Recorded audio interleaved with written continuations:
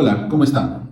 Bien, en estos días se ha estado hablando mucho sobre el tema de cómo Hamas ha atacado a Israel, cómo ha hecho toda esta destrucción en el pueblo de Israel, pero desde la perspectiva que yo lo veo, o desde el ángulo que yo quiero analizarlo y quiero comentarles un poco, para mí es como perdón, entre el hermanastro de dos potencias árabes contra aquel pueblo que creyó en la propuesta de Moisés y de Josué según la Biblia. Y vamos a encontrar aquí que ha habido mucho, hay mucho aquí de qué hablar. Algunos dicen que es una guerra religiosa, algunos dicen que es un enfrentamiento entre hermanos, pero si recorremos un poco, retrocedemos un poco en la historia, vamos a encontrar, por ejemplo, si nos ponemos bíblicos, vamos a encontrar que este es efectivamente un conflicto de dos hermanos.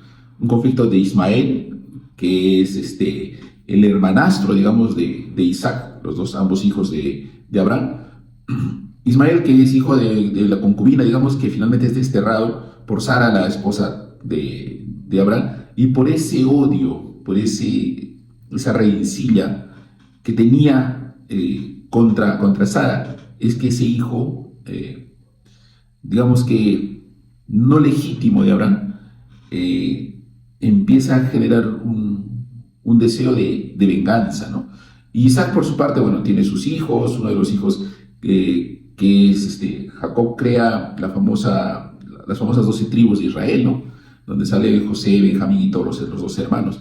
Y ellos más adelante, después de más de 400 años de esclavitud, logran salir de Egipto y encontrar la famosa tierra prometida, la que dice, según las escrituras bíblicas, denominan Israel, lo que era Canaán, ¿no? Y ahí estaba ¿quién? Ahí estaban los filisteos, y los filisteos son los descendientes de Ismael, los que obviamente ya estaban en esa tierra. Entonces, ¿quién es aquí, según el aspecto bíblico, el que ingresa a esta tierra? Quien ingresa a esta tierra son los israelitas, los que dicen, esa es la tierra prometida que nos han dicho, así que nosotros vamos a ir a ella. Y hay una frase que recuerdo mucho de ese entonces que dice, si bien es cierto, esa es tu tierra prometida, no quiere decir que te la van a regalar. Tienes que pelear por ella, tienes que luchar por entrar a ella y por hacerte dueño de ella.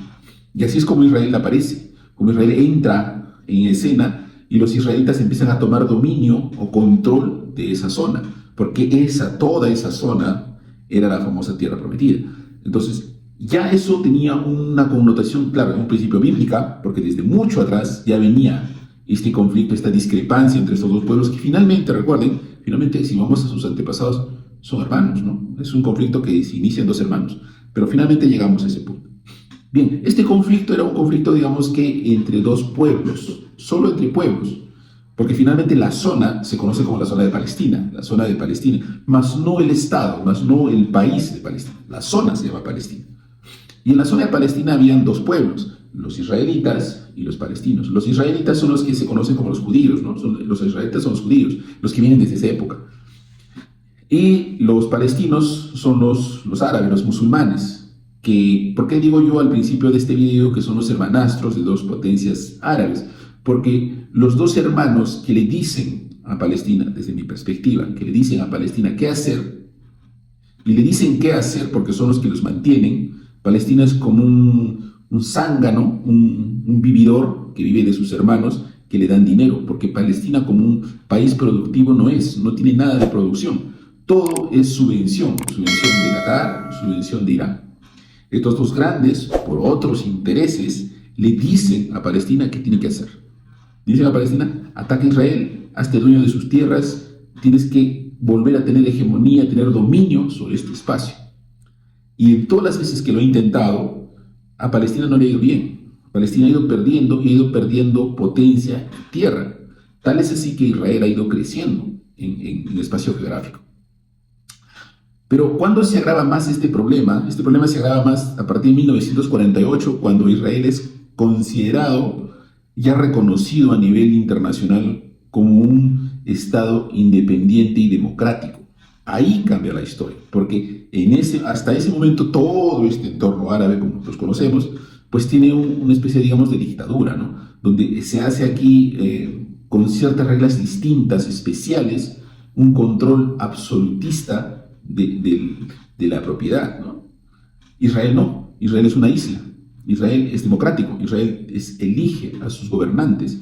Entonces ahí empieza un gran problema y empieza a hacerse más álgido el enfrentamiento entre estos dos estados, porque en principio a Palestina lo reconocen básicamente los árabes y a Israel lo reconoce el resto del mundo. Israel cuenta con el soporte y el apoyo de las Naciones Unidas, ¿no?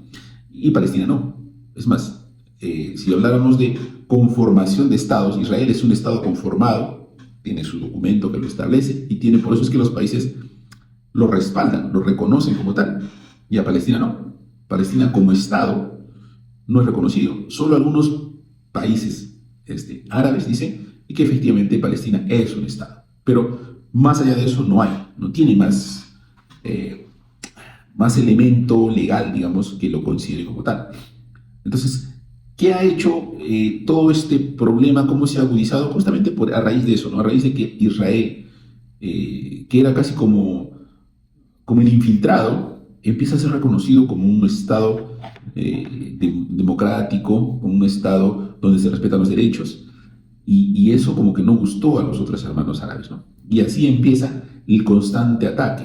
Empiezan los ataques de los palestinos hacia Israel, empiezan las guerras, empiezan estos conflictos armados, cuya única intención era desaparecer a Israel y que Palestina se adueñe finalmente de todo el territorio.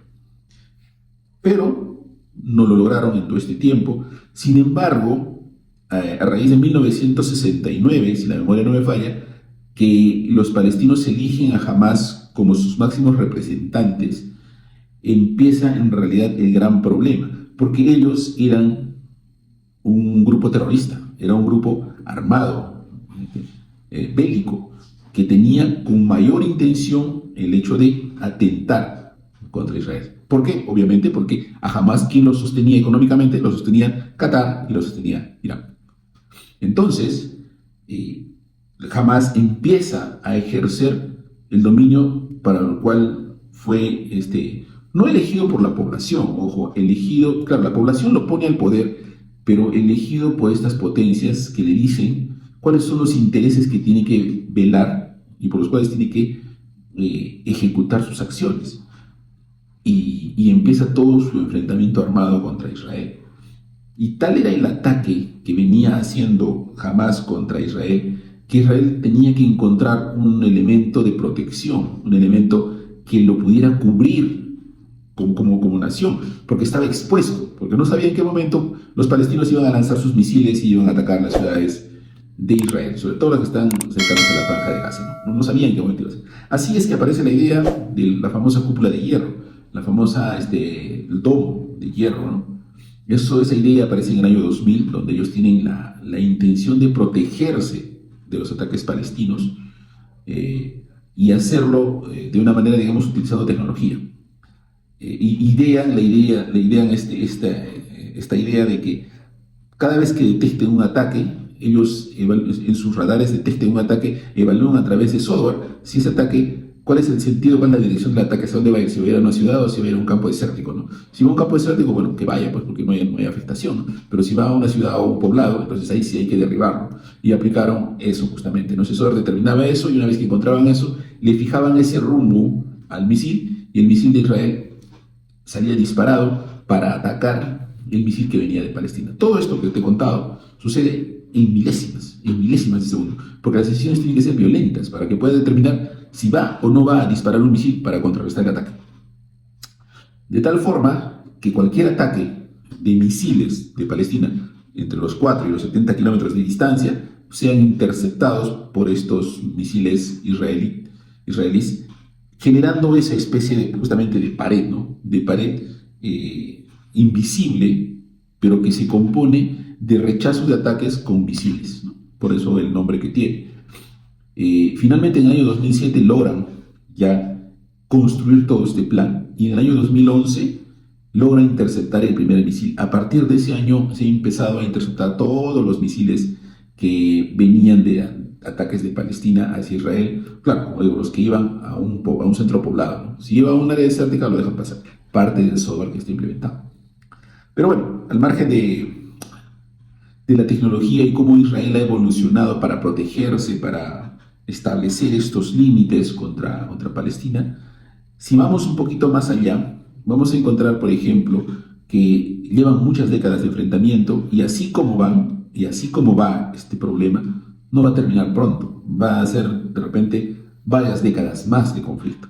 ¿Y cuál es el resultado, creo yo, cuando dos pueblos se enfrentan, dos pueblos hermanos se enfrentan en estas guerras sin cuartel, en estos ataques, yo podría decir hasta sin sentido? Porque, claro, por un lado hay uno que respeta sus convicciones religiosas y por ende defiende la tierra en la que está, porque considera que se le fue dada, porque así se lo establecieron según los libros, los textos bíblicos, los textos judíos, donde dicen que Moisés y Josué le dijeron que esta era la tierra prometida para ellos y ellos tenían que tomarla por la fuerza porque esta era su tierra que Dios les había dado y tenían que ejercer su dominio ahí. Entonces, por un lado Israel cree firmemente eso y por otro lado Palestina, el pueblo palestino, sobre todo los gobernantes palestinos más que el pueblo, considera que es una ofensa, que es un ataque al ego de ellos, de que un pueblo que no tenía nada que ver entre a ejercer dominio sobre sus tierras y además sumado a que hay otros intereses políticos, económicos, que le dicen al Estado palestino que debe tomar control sobre esta área. Entonces, en este conflicto, yo creo que solo puede pasar una cosa, y es que estos dos pueblos se van a empobrecer mucho más. Ya Palestina tiene muchos problemas de economía, porque Palestina, como yo les decía al principio, no produce nada. Palestina no lo reconoce porque produzca algo, simplemente vive de la subvención de Qatar y de Irán. Sin embargo, Israel sí, Israel tiene un tema de tecnología, ha desarrollado muchas cosas, por eso le ha permitido crecer a nivel económico, crecer a nivel de tecnología, que le permite sostener económicamente su pueblo. Pero ¿hasta qué punto? ¿Hasta qué punto vas a gastar tanto dinero en defenderte, en sostener la soberanía de tu Estado, si tienes a un vecino que está constantemente atacando, constantemente queriendo debilitar tus fuerzas, tus fronteras? Entonces, en el fondo o al final vas a terminar llegando en que estos dos pueblos van a terminar empobrecidos, van a terminar agotados, van a terminar de repente hasta desapareciendo, porque ya no van a poder sostener esta guerra sin cuartel en la que están. ¿Y qué va a pasar con las cabezas? ¿Qué va a pasar con los países que están impulsando esta guerra? Al ver que ya no pueden sacar nada de estos peones, pues van a agarrar a otros y harán otro enfrentamiento, harán otro conflicto. De repente dicen, Palestina, ya sabes que Palestina ya no sirve como pueblo para poder atacar a Israel porque ya no le alcanza sus fuerzas para nuestros intereses, y lo terminan dejando de lado y agarran un conjunto de otros países más y hacen otro conflicto armado para ir a atacar a Israel. Así como el delantero recio, robusto, fornido, que va al choque. En un partido de fútbol, el delantero que va al choque.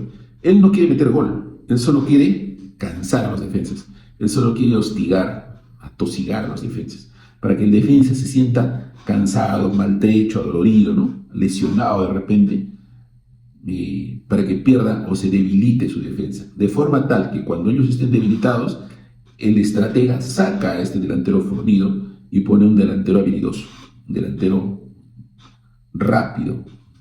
Entonces, ¿qué va a pasar en ese momento? Este defensa ya cansado va a terminar perdiendo ante este otro delantero mucho más habilidoso, mucho más ágil, porque el anterior se encargó de hacer eso, el anterior se encargó de golpearlo, de chancarlo, de minimizarlo, a tal punto que este otro habilidoso tiene el camino mucho más fácil, que no hubiera sido posible si es que el defensa hubiera estado en buenas condiciones físicas, si hubiera estado en pleno uso de sus facultades físicas, ¿no? Entonces yo me pongo a pensar y digo, en este escenario no estará pasando algo igual. ¿No será que Palestina es el peón que está siendo usado por estos dos grandes para cansar, para disminuir a Israel, de forma tal que cuando ya Palestina no tenga más que dar, sea eliminado, sea retirado de la ecuación y entre ahora sí el habilidoso para que termine absorbiendo y ganándole la guerra a Israel? ¿No será una posibilidad? Yo razonaba de esa manera Y decía, quizás esa es la estrategia, quizás está aplicando la estrategia de fútbol.